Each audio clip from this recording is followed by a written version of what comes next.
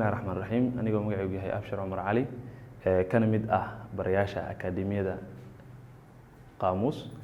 Waxaan imika inta kasoo jeedin doonaa hadduu alla idmo General Principles of Pharmacology ama asaasiyaadka cilmiga barashada cilmiga daawooyinka, kaasoo aad muhiim ugu ah qofkii doonaya inuu barto cilmiga daawooyinka in uu asiga marka ugu horeyso uu soo fahmo.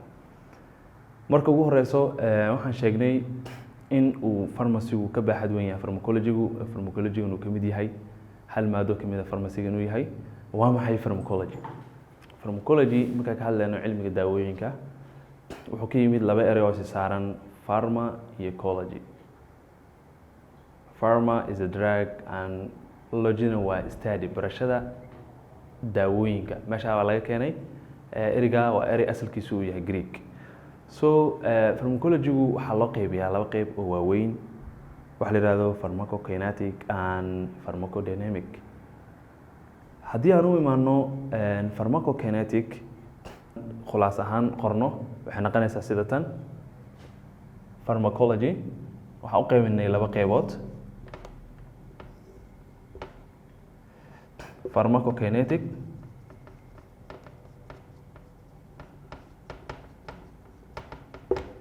and pharmacodynamic.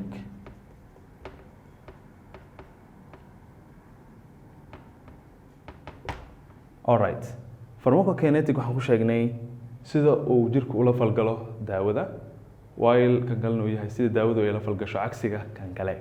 Alright, markaan ka hadlayno sida jirku ula falgalo waxaan ka hadli doonaa 4 waxyaabood oo waaweyn oo loo soo gaabiyo ADAM system.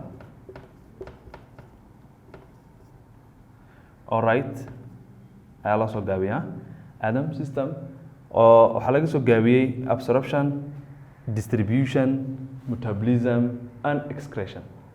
Waa absorption markay daawada lagu sameeyo, nuugista daawada markay caloosha tagto. For example, marka halka xabo kaniiniga ama paracetamolka soo qaadato oo aad laqdo, wuxuu maraa intaan oo process. Wuxuu tagaa caloosha, marka waxaa lagu sameeyaa wax la yiraahdo degradation.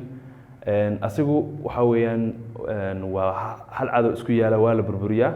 Then waxaa ku dhaca markii la burburiyo waxaa laga dhigaa small molecules, molecule yar. Waxaa ku dhaca dan wax la yiraahdo absorption ama nuugis waa la nuugaa. Markii la nuugo kadib waxaa ku dhaca wax la yiraahdo distribution oo waxa la raacsiyaa dhiigga. Distribution baa ku dhaca jirka oo dhan baa la wada gaarsiiyaa.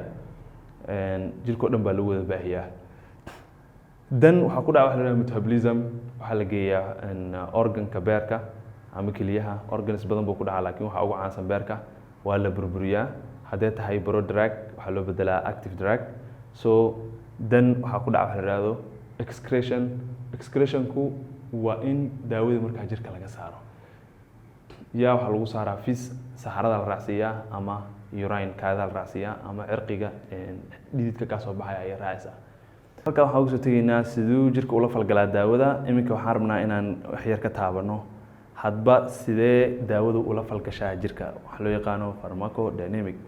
Pharmacodynamic jirku wuxuu leeyahay receptors ama waxyaabo daawada qabanaya. Daawada jirka markii ay gasho oo la burburiyo maalan ay dhiig ka soo raacdo, waxaa jiro receptors qabanaya oo keenaya meeshii loogu talagalay markay marayso qabanaya. So kuwaas ayaan ka hadlaynaa sida marka uu markaasi daawadu ay ula falgasho jirka. Marka daawadu la falgalayso jirka waa maxay? Daawadu markuu qofka isticmaalo waxay bay xirtaa, receptor bay xirtaa ama receptor bay furtaa.